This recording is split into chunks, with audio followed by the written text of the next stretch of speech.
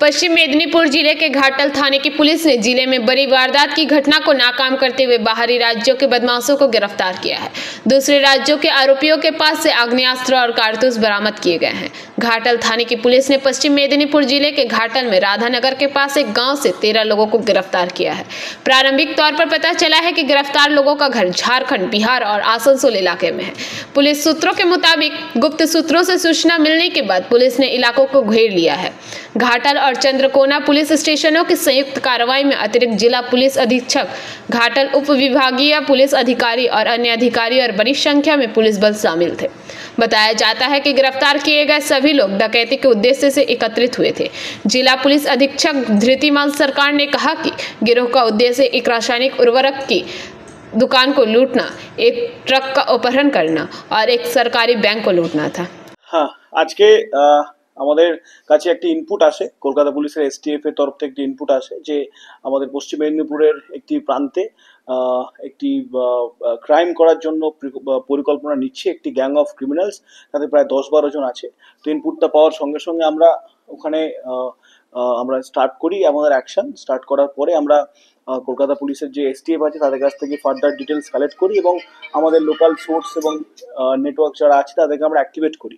করার পর আমরা প্রায় আজকে দুপুর 12টার পর থেকে আমাদের অপারেশনটি চালু হয়। আপনারা বিভিন্ন মাধ্যম থেকে জানতে পেরেছেন, সারাদিন ধরে অপারেশন চলেছে। তো অপারেশনটা আমাদের সাকসেসফুল হয়েছে এবং আমি আপনাদেরকে মিডিয়ার মধ্য দিয়ে সবাইকে জানাচ্ছি যে আমাদের টোটাল আজকে এই অপারেশনে অ্যারেস্ট হয়েছে 13 জন ক্রিমিনালস, যারা বিভিন্ন রাজ্য থেকে এসছে, যেমন ঝাড়খণ্ড থেকে এসছে, বিহার থেকে এসছে। এর মধ্যে 13 জনের মধ্যে 6 জনই বিহারের জামুই থেকে এসছে, ঝাড়খণ্ডের দেওঘর থেকে আছে।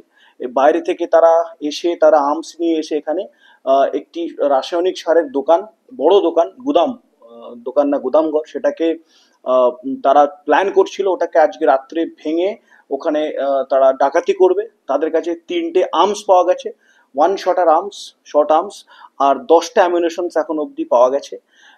তারা এটাও তাদের মধ্যে আজকে প্ল্যানিং ছিল, আমরা সূত্র মারফত পেয়েছি, যারা আমাদের সোর্সেস থাকে তারা সেটাও জানিয়েছে এবং পরবর্তীকালে তাদের জিজ্ঞাসাবাদে, প্রাথমিক জিজ্ঞাসাবাদে তারা সেটা কনফেসও করেছে। একটি বড় ট্রাক জাতীয় গাড়ি তারা আইডেন্টিফাই করেছে, সেটা আমাদের যেটা আপনারা সবাই জানেন যে গড়বেতা, দাসপুর, মেচোগ্রাম যে রুটের একটি ট্রাক আইডেন্টিফাই করেছিল, সেটাকে তারা হাইজ্যাক করবে এবং সেটাকে তারা ছিনিয়ে নেবে এবং সঙ্গে টাকা পয়সা বা আদার্স জিনিস যেগুলো থাকবে সেগুলো তারা নেবে এবং এইটা ঘটনা করতে গিয়ে যদি কারো জীবনহানিও ঘটে সেটা তারা পিছুপা হবে না। এর সাথে সাথে খড়ার এলাকা এবং ওই তৎসংলগ্ন ক্ষীরপাই, ওই যে বর্ডারিং এরিয়াটা আছে যেটা চন্দ্রকোনা আর ঘাটালে এবং যেটা আবার সোজা বেরিয়ে যাচ্ছে আরামবাগ সাইডে, ওই এরিয়াটাতে একটি ব্যাংক, রাষ্ট্রায়ত্ত ব্যাংক ওরা টার্গেট করেছিল।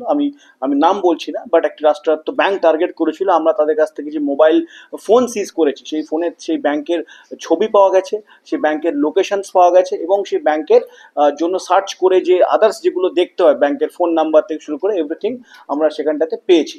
সো এই ওভারঅল যে আমাদের অপারেশন অ্যাকশনস যেটা হয়েছে সেটা কিন্তু আজকে প্রায় দিনভর, প্রায় 8 ঘন্টা ধরে আমাদের অপারেশনস হয়েছে। সেটা ঘাটাল থানা এবং চন্দ্রকোনা থানা এরিয়ায় আমাদের superior officers, additional SP, SDPO including আমিও ওখানে ছিলাম এবং দিনভর এটাকে অ্যাকশন করে আজকে পুরো টিমটাকে আমরা ডিটেক্ট করতে সক্ষম হয়েছি।